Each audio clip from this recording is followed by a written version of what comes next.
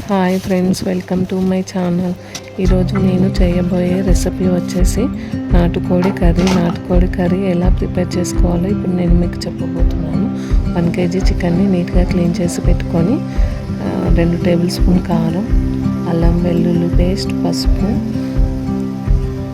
షాజీరా, లవంగా, ఇలాచి, దాల్చిన చెక్క ఇవన్నీ కొద్దిగా వేసుకొని కొత్తిమీర, కరివేపాకు, పుదీనా ఇవన్నీ వేసి బాగా కలుపుకొని చికెన్ని ఒక 15 minutes పక్కన పెట్టేసుకోవాలి.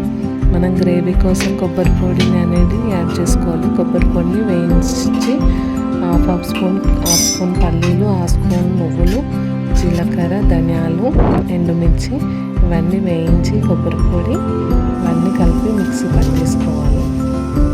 తర్వాత కర్రీ ప్రిపేర్ చేయడానికి ఆనియన్స్ కట్ చేసుకోవాలి.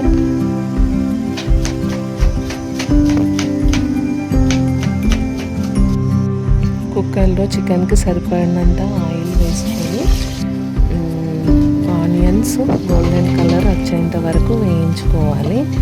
తర్వాత కరివేపాకు, పుదీనా, కొత్తిమీర, అల్లం వెల్లుల్లి పేస్ట్, పసుపు వేసి చికెన్ని వేసి బాగా కలుపుకొని మూత పెట్టేసుకొని 4-5 విజిల్స్ వచ్చేంత వరకు చికెన్ని ఉడికించుకోవాలి.